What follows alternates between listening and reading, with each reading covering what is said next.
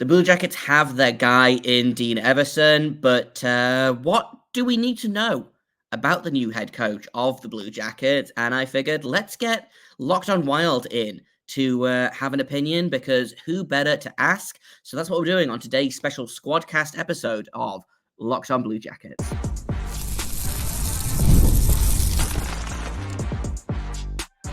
You're Locked on Blue Jackets, your daily podcast on the Columbus Blue Jackets, part of the Locked On Podcast Network, your team every day. Hello and welcome to Locked on Blue Jackets, part of the Locked on Podcast Network, your team every day. I am, as always, your host, Jay Foster, here to give you the good, the bad, and the ugly about your favorite team and mine, the Columbus Blue Jackets. Before we get started, I want to thank everyone for making this your first listen of the day every single day. Locked on Blue Jackets continues to be free and available on all podcast platforms and over on YouTube. I also have to let you know that today's episode is brought to you by Game Time. Download the Game Time app, create an account, and use code LOCKEDONNHL for $20 off your first purchase. Terms do apply.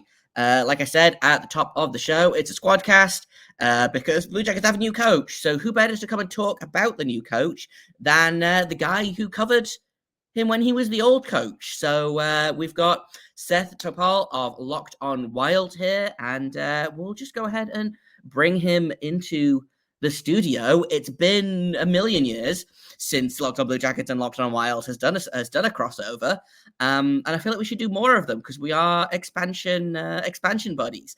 But good to have you back on the show, Seth. I know that you've kind of been following the Evason rumors as he was one of the finalists in Columbus. So let's just get straight into it. How do you feel about this hire for Columbus? Columbus is at in their process, because obviously the Blue Jackets have been, they've been a team that is amassing young talent, and they need somebody to kind of lead the way. And it's interesting because the moment that Don Waddell took over, kind of overseeing the direction of the team, just kind of the dots started to connect with me. Okay, Don Waddell's a little bit of an old school guy. Dean Evason certainly fits that bill as well. But the most fascinating thing to me for this whole process, Jay, was the fact that they were having to negotiate with the teams of the former employers for all of the different coaches that were involved in this. You had Kyle McClellan of the Los Angeles Kings, which, by the way, when I found out he was making $5.5 million, I was like, okay, that's a lot. That's a lot of money. But then, you go to Jay Woodcroft and you go to Dean Evason as your finalists, and it just felt like they were a good match for kind of the time in which they were most involved in the game. And Dean Evason, he was a bruiser. He was kind of a fourth line guy throughout his NHL career. And he has embraced the chip on your shoulder mentality as kind of his the way that he coaches when he is behind the bench. Revered by players here in Minnesota for his handling of them.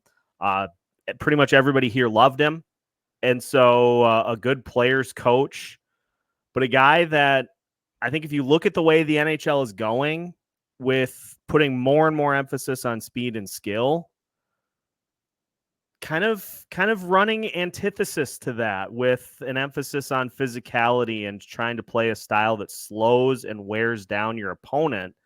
So that's going to be my biggest question mark is how does that work, considering what we just saw with Minnesota. Now, obviously, there were playoff aspirations in Minnesota, which was part of the reason that that he was shown the door, because 5-14 start, it's hideous. And so oftentimes your coach pays the price for that.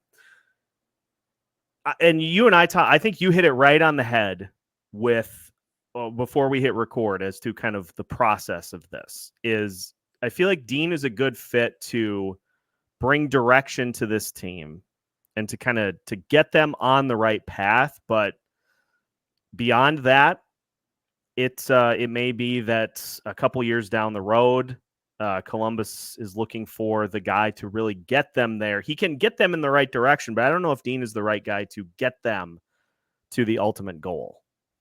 Yeah, 100%. And that's kind of something that I've been thinking about a lot in this coaching search is none of these options, except for potentially Jay Woodcroft, have been long-term answers for the organization. And it does make me wonder, okay, 2 years later, is the guy that Don Waddell really wants to hire going to be available then? They've got a great coach in the AHL right now in Trent Vogelhuber. Are they waiting for him to be ready to take a step? This is a short-term solution to kind of bring the Blue Jackets kind of back into, I don't want to say relevance, but to bring them back into kind of just literally not being a lottery pick, I think is what the goal is next season, is to not finish bottom 10 in the league, not necessarily to make the playoffs, but to get a step closer. It's interesting that you talk about him being a really good players coach and being kind of revered in Minnesota and also being that kind of fourth line grinder guy. And it made me think a little bit about the John Tortorella effect in Columbus of kind of came in, changed the mentality of the team. They also had that kind of chip on their shoulder, physical, heavy defensive play under Tortorella, and it worked for them. I don't know that it'll work for this iteration of the Blue Jackets, but I'm also willing to concede that Don Waddell probably knows what he's doing. He's been a successful GM for a long time, and I'm willing to give him the benefit of the doubt, The one question I kind of have is, I have lots of questions, but the one question I have right now is, what was your opinion of Evason like with the youth in Minnesota? I know that they're not like a super young team, and they haven't been a super young team for a while. But with the young players that did kind of come in, obviously Marco Rossi arrived, Brock Faber this year. I'm blanking on literally every young player in Minnesota, but how was he with the young players in Minnesota? Because I think that's the biggest question for me right now is that Columbus is a team of babies. They need a coach that's good with young players. Well, it's interesting because Marco Rossi's first year was one that saw him used in almost he played mostly a third or a fourth line role under Dean Evason. In that first 20 games that he played, he had 1 point and was sent down to Iowa to try to work on some of those other areas of his game. Now, it's obvious there were a lot of factors that went into play with that whole situation, but I feel like one of them was there wasn't necessarily an opportunity given to him to see if he's capable of being a top 6 guy. This past season, he was given those opportunities in credit because he put in all the work in the offseason, and he was a top 6. He was a second line, borderline, first line center for the Wild pretty much all season. And so I think on the youth side with Dean, I think he is more of a vets coach, a veteran players type coach, which is why, as we'll talk about later in the show, I am just going to be fascinated to see if this leads to a potential trade between these two teams so that Dean can get what I would call his security blanket back in Freddie Gaudreau. So that's what we need on this team is a second Gaudreau. We'll talk about that a little bit later on, but he put a lot of trust in his guys to get the job done. And sometimes those were not the young players. And so it is interesting because I think that's the one spot that is going to be a question mark for this is it's a very young Columbus team. And so has Dean learned from what happened in Minnesota? And to be honest, let's not throw out the fact too that the Wild have been operating under massive cap constraints over the last few years. I forgot that they were still paying $15 million for the corpses of Zach Parise and Ryan Suter. But so we definitely should expand upon that because that was a cloud that was hanging over this team over his tenure, and they still were able to put together multiple 100-point seasons, the best season this franchise has ever had. And so that's got to count for something too. So that is the one question mark I would say, Jay, is that I just am going to be interested to see how he handles all those young players, because you're not talking about just like rookies that are getting their first opportunity. You're talking about like potential franchise cornerstone guys that are going to be a huge part of the future of this team. And so he's going to have to put a little trust on them to be able to develop and to be able to, do their job. Rookie, we know a lot about rookie players. They make mistakes sometimes, but more often than not, they learn from them. And it seems like coaches, for the most part, just would rather go with veteran guys because they're not going to make those same mistakes per se, but they may not necessarily be the better player. So that's going to be a huge question mark to that was watch the story over of these. last season for Columbus. Was young player makes mistake, sits on the bench, older player plays 25 minutes a game for reasons. But I want to get more into this cap situation because, again, it's something that I only realized literally as I was recording a kind of short reaction episode immediately prior to this. I was like, oh, wait, they're still paying Parise and Suter. So I want to talk about that and kind of the handcuffing of the roster that he worked with there. So we're going to do that in just a second here on Locked On Blue Jackets. First, though, I've got to tell you all about eBay Motors. Passion, drive, and patience is the formula for winning championships. It's also what keeps your ride or die alive. eBay Motors has everything you need to maintain your vehicle and level it up to peak performance. They've got superchargers, roof racks, exhaust kits, LED headlights, and more. Whether you're into speed, power, or style, eBay Motors has you covered.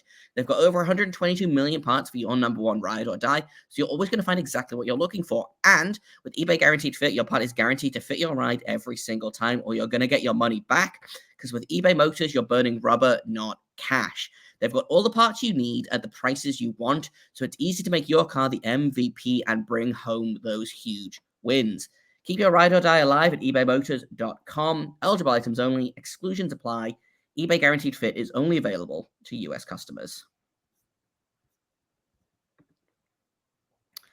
Welcome back to Locked On Blue Jackets and Locked On Wild. We're doing a squadcast. We're talking about Dean Evason, Jay Foster. I'm here with Seth Toupal, and let's talk about how he was fighting an uphill battle basically his entire time here, because the GM, I believe Bill Guerin, was the one who decided to buy out Parise and Suter and saddle them with $15 million of dead cap for the next million years. I think it actually runs out at the end of next season, but basically for the next million years. So to me, that feels even more impressive that he kind of had the success that he did, considering that he was working with those kind of limitations.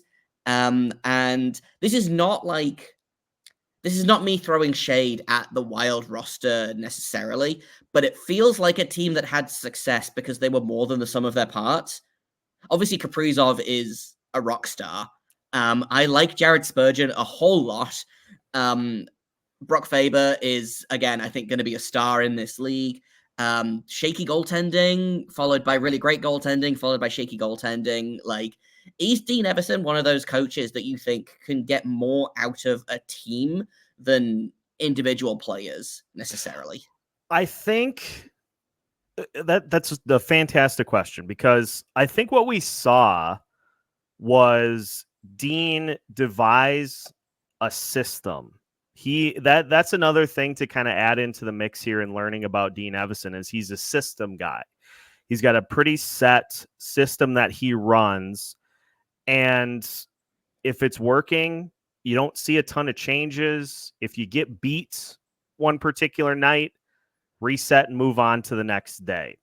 And that's all well and good if you devise a good enough system that you can just continue to lean on. And obviously the Wild have, for a team that relies more on its defense, having Jared Spurgeon and Jonas Brodin to kind of lead that has been a big part of the equation. But this is a team that still is operating with Kirill Kaprizov being the bus driver. He is he's the bus driver. He's the traffic guard that walks the kids across the street. He is the secretary that checks people into the school. He's the teacher. He's the principal. He does a lot that can mask kind of some of the flaws on this Minnesota Wild roster. But I think the most frustrating part of Dean Evason's tenure with the Minnesota Wild was what happened in the postseason. You look at, I mean, you can go back to the Vegas series, but that was at least a series that went to Game 7, and it came down to Jonas Brodin getting hurt early on in Game 7, and that was just too big of an obstacle. But against St. Louis and against Dallas, the Minnesota Wild had 2-1 leads in both series. The other coach who they were playing, in this case, Craig Berube with St. Louis, and then Peter DeBoer with Dallas, they made some adjustments. And the Wild in both situations lost 3 straight games to lose in 6 and didn't do a ton of adjusting. There weren't a ton of adjustments made. It was more so like, we just have to get back to playing our particular style of hockey. And when we do that, we're capable of beating just about anybody out there on the ice. It's a Minnesota Wild team as well that has been in the top 5 in penalty minutes the last few years. And so it's a team that plays with an edge when things are going right. And when they're not, that kind of flips to that frustration side. Guys like Marcus Foligno, Ryan Hartman, perfect to try to set that edge when you're playing. But it was a tenure that, I mean, he was, I think, one of the fastest coaches in not only the NHL, but in Minnesota history too, to get to 100 wins. I wish I would have looked that stat up before just throwing it out there, but he was one of the fastest to reach 100 career wins as a head coach. And that is the result of having a great roster too, but that's also the result of putting something together that clearly works. So it's going to be, if I can kind of paint the picture for Columbus fans, it's going to be a slower style of hockey. They're obviously with Kirill here. He's never going to play slow, but it's a little slower style of hockey. It's more physical, with the aim of trying to wear opponents down and really capitalize in the third period in tight games. Try to keep the games tight, capitalize in the third period, and win games, 3-2, 4-3, in those in that kind of range. It's interesting you mentioned penalty minutes there, because something else I wanted to kind of touch on was special teams, because the special teams in Columbus they exist technically. They've been marked present in literally, in special teams class. They get full marks for attendance and 0 marks for effort. If we can continue this kind of school metaphor that you started a little while ago. I don't know why I went that route, but let's just keep sometimes going the with spirit it. just moves you. Yeah. What are the chances that the Blue Jackets will learn how the power play works under a guy like Dean Evason? I don't know off the top of my head. This is something I should have looked up. Did they keep the assistant coaches with Evason, or did they all go? What are the chances of him bringing his own assistants into Columbus? Now that's fascinating, because when Dean was let go, the one assistant coach that was let go with him was the penalty kill, Bob Woods, who has gone to Seattle, and now he's running the power play for the Kraken. So it really is it's an interesting situation, because you wonder if any of the guys, Bob Woods obviously has a job, but you wonder if his staff will feature any current Minnesota Wild assistants or former Minnesota Wild assistants that then would allow now head coach John Hines for the Minnesota Wild to add maybe somebody else that's one of his guys to the Wild staff. But the power play throughout the last few years has frequently been over 20%.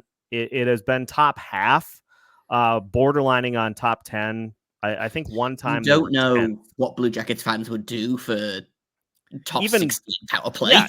even middle. I was going through that entire crisis all season with the penalty kills. Like, I don't need a top 10 penalty kill.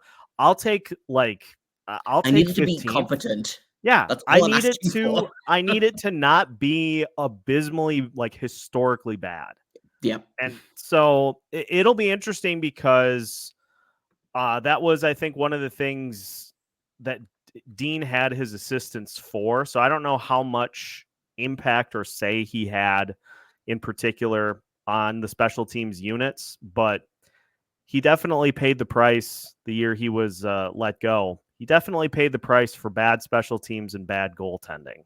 So it'll be interesting because I really am not sure which direction he will go for his assistant coaches, but I would imagine he is going to try to get somebody that is as adept as possible at running that power play to try to boost those numbers. Because we're like the opposite sides of the coin from a power play perspective, and then on the Wild side from the penalty kill perspective, and it's just like it's two faces coin, except both sides are bad. Yeah. Yeah. I mean, I will say the Blue Jackets power play and penalty kill was just abysmal last season. So like if we can bring one of those up to like average, fans will be dancing in the streets. Yeah. We teased a little bit earlier. We're going to talk about Dean Evason's security blanket in just a second here, but we're going to take one more quick break on this special crossover edition of Locked On Blue Jackets and Locked On Minnesota Wild. Let's talk about game time because the MLB season is in full swing. I love to go to baseball games and mostly just have a couple of beers and yell at the pitchers, which, as I understand it, that's just kind of the American dream. Funnily enough, the only MLB game I've actually been to has been in Minnesota. I went to a Twins Guardians game. I had a great time. Would do again, 10 out of 10. But I got my tickets at Game Time, and if you're using other ticketing services, stop doing that. Start using Game Time. They've got last minute deals. They've got all in pricing, so you don't get those surprise fees at checkout. You get views from your seat. They've got their lowest price guarantee, which means that if you find tickets in your section and row for less, Game Time will credit you 110% of the difference. And they've got the most flexible customer service policy in the ticketing industry. So take the guesswork out of buying MLB tickets or any kind of tickets, really, with Game Time. Download the Game Time app, create an account, and use code LOCKEDONNHL for $20 off your first purchase. Terms apply. Again, create an account and redeem code LOCKEDONNHL for $20 off. Download Game Time today. Last minute tickets, lowest price guaranteed. Welcome back to Locked On Blue Jackets and Locked On Wild. We've got a squadcast going here. We're talking all about Dean Evason. Is he going to be the guy in Columbus?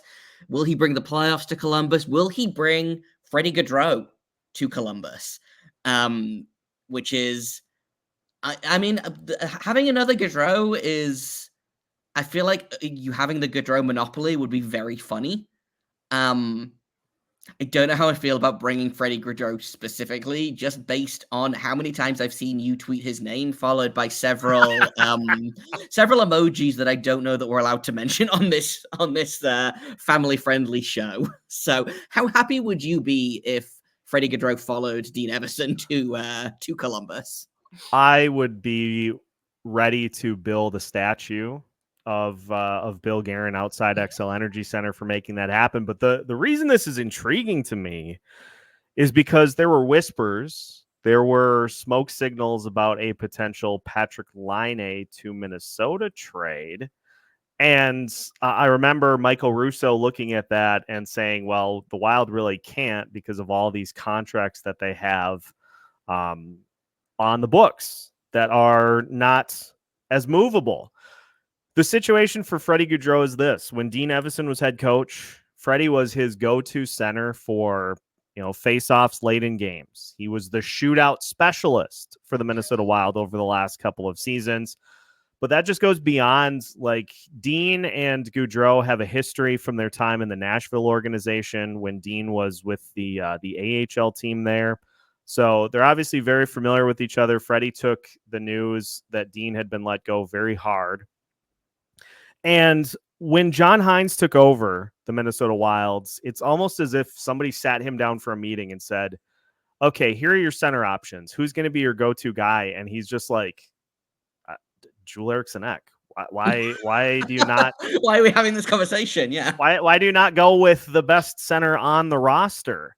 So Freddie has seen, since John Hines took over, he's seen his ice time, his role really plummet to a guy that, you know, was capable under Dean of playing on the penalty kill. He played second power play unit time. And, you know, he had 18 and 19 goals, I think it was, in the 2 years under Dean. Now, he was injured this past year. I believe it was broken ribs. But I don't think if Bill Guerin went to Freddie Gaudreau and said, we're going to give you an opportunity to go to Columbus, but you got to waive. I don't know that he would say, no, I want to stay here. He may look at that as an opportunity to go back to the guy that really put a lot of belief in him and try to get himself back on track. Yeah, it feels very similar to, although I think they're different players. Pascal Vincent loved Boone Jenner so much.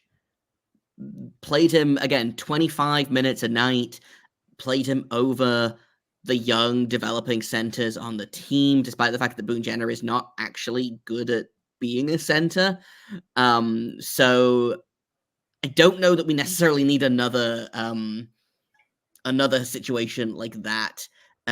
So I guess what we have to do is hope that Dean Evason doesn't imprint on Boone Jenner immediately as his solution to all of these issues. You mentioned the Patrik Laine trade, which I think is interesting and fun, and I wasn't going to talk about this, but just for fun, what would your Patrik Laine trade look like? Because I just pulled up the Puckpedia page for Minnesota Wild RP to cap friendly. You have $1 million contracts that go for 1 million years. Yep. What's going on, Bill Guerin? It is really something to look at those books. It's like when you go on like a credit card spending spree and you just are buying a bunch of, you're just applying for a bunch of credit cards and then you max them all out and all of a sudden the bill comes due and you're like, wait, what? I have to actually pay those off. Mm-hmm. And so this is where this all kind of comes in. I had a listener actually send me a message with a potential trade for Patrik Laine. They said Freddie Gaudreau, one Philip Gustafsson, because I know the Columbus Blue Jackets would not turn away the opportunity to improve their goaltending situation. And I think the other part of it was a first round pick, which is a lot to give up. But the reason the pick is included is because in this hypothetical scenario, the Blue Jackets would be retaining 33% of Laine's salary throughout the duration of his contract. So which is what, like $3 million-ish? Yeah. It basically then becomes, it essentially becomes, you know, Philip Gustafsson and Gaudreau to make the cap situation work, and then a first for the efforts. First and third round picks in 2026. So that's done to make the money work, and a thank you for the effort. So that might be a little rich for me, but honestly, it's not going to surprise me in the slightest if they at least try to get something done between these two teams. Yeah, I feel like it's always that thing, isn't it, of coaches love familiar players, GMs love familiar players. I wouldn't be surprised if Minnesota Wild guys find their way to Columbus over the next kind of season or so. I wouldn't be surprised if any Carolina Hurricanes guys find their way as well, you know, with the Don Waddell connection. I don't hate that as a trade. I do hate that Freddie Gaudreau is making money. He has 4 years left on his contract. Yeah. Which that's so much. It is crazy. I love Marcus Foligno. Great guy. Why is he making $4 million for the next 4 years. You Like, are vibes, going or- to you are This is going to not fit in a great. let's laugh at the Minnesota Wild's cap situation, but I did just see that and had to bring it up briefly. No, like people are going to hear you asking questions about those contracts, and they're going to say, "Hey, somebody else shares our viewpoint," because there's a lot of just questioning, locking in all these guys. Because I have routinely pointed to a team like, I use Colorado as an example. I feel like if you're building a team, you lock in your top 6, find those like elite skill guys and lock them into contracts and give them the protections that they are asking for so that they don't get moved.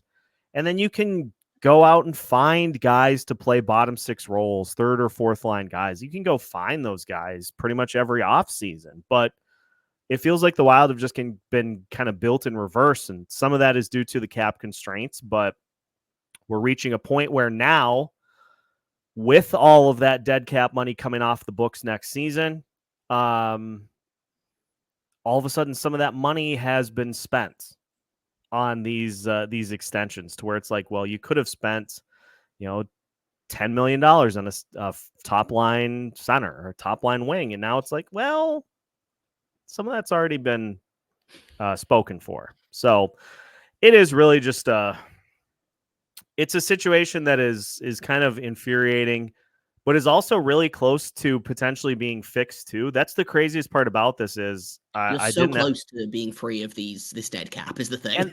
and I did an episode too where if you just add 1 or 2 of these potential rookie prospects in, this picture looks phenomenal, like fundamentally different. And so the Wild's drafting has always impressed me as well, and I'm sure we'll get into this when we do our August squadcast. That, spoiler alert, is what's happening in August. Because the Minnesota Wild prospect pool is really fun, and you've got some real gems in there, considering that you routinely draft in the 20s. In the 20s, yeah. That being said, obviously this season was a disappointment for the Wild. And we're going a little bit long here, so I do want to wrap this up, but just with one knee-jerk final question for you, Seth. Who finishes higher in the standings this season, the Blue Jackets or the Wild? Oh, boy. You pulled a curveball on me that I was not expecting. That's what I do. Okay. I will say, just rapid reacts off the top of my head, I'm going to say that the Wild finished slightly higher, but I think we'll see an improvement with Columbus because I think they're going to get a clear direction as to, like, this is how we do things. That is one thing that Dean is good at, is he's going to give them a direction. You can wash away kind of this era of Mike Babcock where it's like, we don't really know where we're going. He'll be able to erase all of that. Kirill Kaprizov's the difference maker for me. Unless he misses pretty much the entire season, I think the Wild will finish slightly higher. I'm not bullish on the Wild to make the playoffs this year, but they'll be right around the middle of the pack like they typically are. Tough to bet against a guy like Kaprizov. Just to kind of my final thought on this before we do wrap up is I feel like it's a really underrated part of finding the right coach is that direction. Sometimes you just need an adult. And I don't know that the Blue Jackets have had many adults with the team being so young. And obviously they had Pascal Vincent, first time head coach, Brad Larson, first time head coach. Mike Babcock was there for 4 months and promptly ruined any kind of semblance of culture that they started to build. So, like, having an adult in the room is probably not the worst thing for this team. But if people want to learn more about Evason, because I'm sure you'll probably touch on him in future episodes on Locked On Wild, or if people want to catch up with the Wild in general, again, expansion buddies. We got to stick together. Where can people find you and your show online, Seth? Well, I will not pull a Mike Babcock and show people on their phone specifically. You can head to just search Locked On Wilds. That's the nice thing about all the socials is they're all just Locked On Wilds. Got all the good ones. So just search Locked On Wild. You'll find all of our socials. We're going to be getting some fun, exciting bits going on here in August. So stay tuned. But we're just continuing to crush the off season. A lot of talkers in the most bleak part of the off season. Just a new episode every day, and it's just a lot of questions I throw out there that I try to get the answers to. Yeah, we're all out here experiencing July together, so I get it. You can find me on Twitter at _Jacob Foster. You can find the show at LO_Blue Jackets on Instagram, on Twitter. If you have comments, questions, criticisms, email me at lockedonbluejackets@gmail.com. Thank you once again for listening, for making Locked On Blue Jackets or Locked On Wild your first listen of the day. And if Locked On Blue Jackets was your first listen of the day, go ahead and make Locked On Wild your second listen of the day. And if Locked On Wild was your first listen, go ahead and make Locked On Blue Jackets your second listen. But that's it from both me and Seth. And we'll both be back with a fresh episode tomorrow. But until then, everyone, make sure you stay locked on.